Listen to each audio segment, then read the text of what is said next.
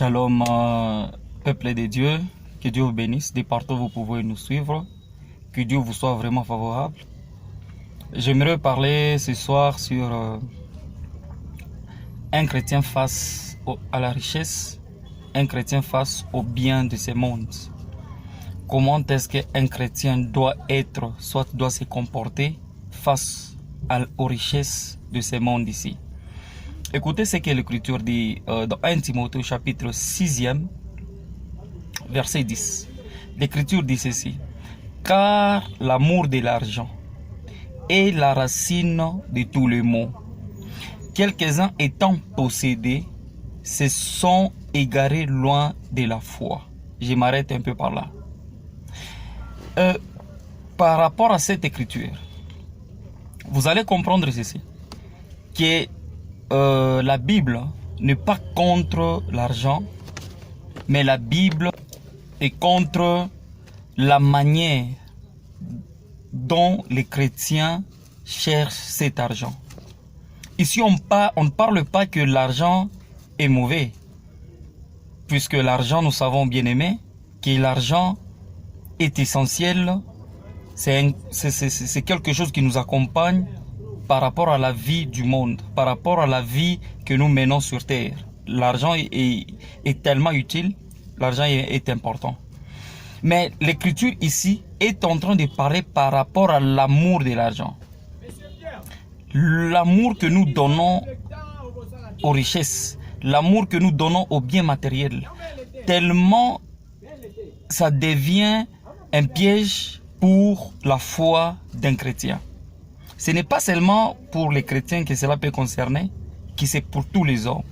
Lorsque l'amour des choses de ce monde commence à remplacer l'amour véritable de Dieu, l'amour d'autres choses, vous devez vous rendre compte que vous allez vous éloigner de plus en plus de bonnes valeurs que vous détenez. La richesse ne doit pas prendre, ça ne doit pas prendre la place de Dieu.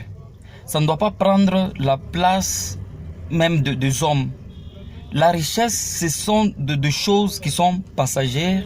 Ce sont des choses qui nous aident seulement à vivre dans ce monde. Mais ça ne peut pas remplacer un homme, ça ne peut pas remplacer l'amour de Dieu. Mais lorsque l'amour de l'argent, et quand on parle de l'amour de l'argent, la Bible est en train de faire référence à la cupidité qui est un péché.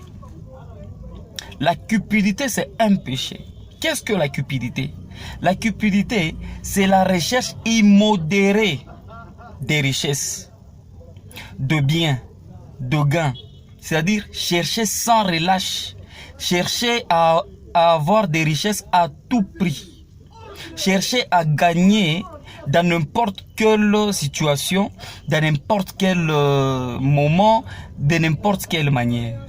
C'est ça la cupidité. C'est-à-dire quand quelqu'un est cupide, cette cupidité l'amène à rechercher l'argent de n'importe quelle manière. Chercher l'argent, ce n'est pas mauvais, mais la manière dont vous cherchez peut vous amener loin de la foi. La manière dont vous cherchez peut ouvrir des portes qui peuvent vous amener loin de la foi. C'est pour dire, en tant qu'enfant de Dieu, en tant que serviteur, en tant que chrétien, vous ne devez pas être assoiffé par rapport aux richesses, vous ne devez pas être assoiffé par rapport à l'argent.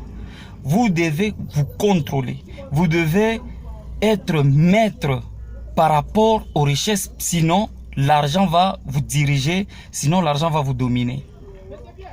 Écoutez ce que l'Écriture est en train de confirmer encore.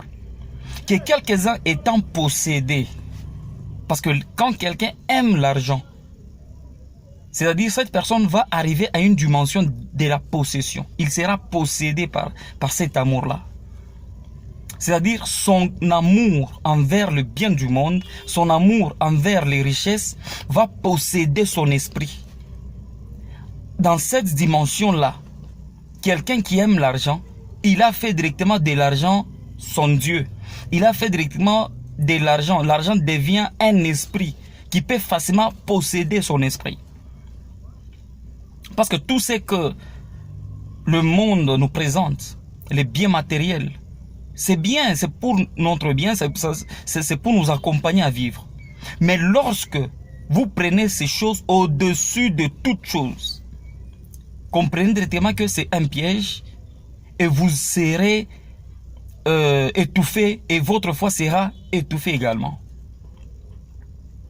Même un serviteur de Dieu,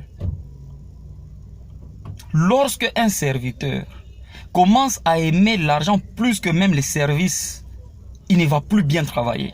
Lorsqu'un serviteur de Dieu va commencer à placer d'abord les richesses au-dessus de l'œuvre de Dieu, il ne va plus bien exploiter les dons et les grâces que Dieu a mis en lui.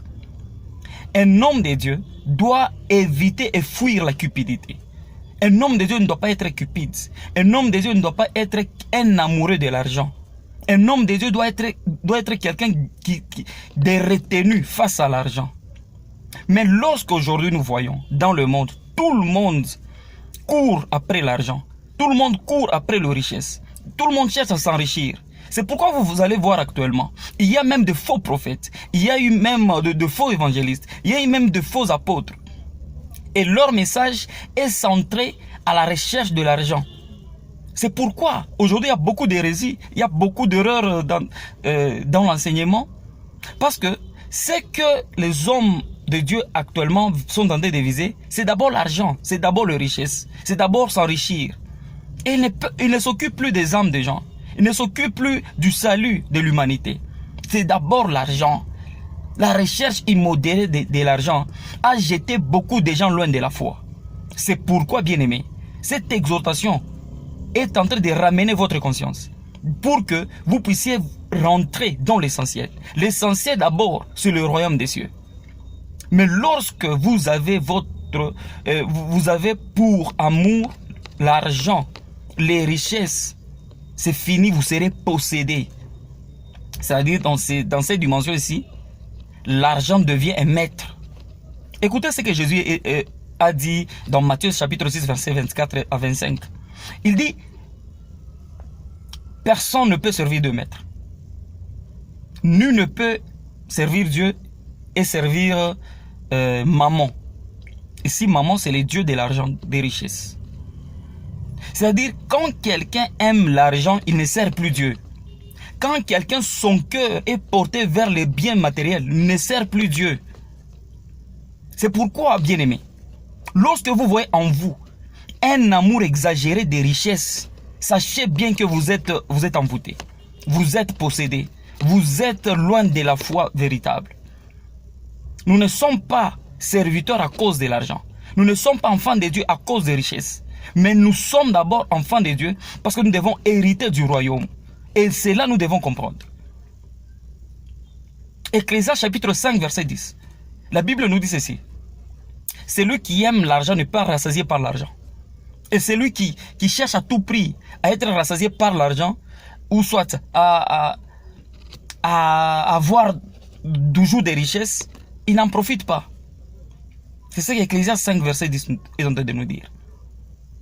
Et comme remède, Jésus a encore insisté dans Luc chapitre 12 verset 15. Il est en train de dire, gardez-vous avec soin de toute espèce d'avarice. L'avarice, c'est ça la cupidité. Gardez-vous avec soin de toute espèce d'avarice.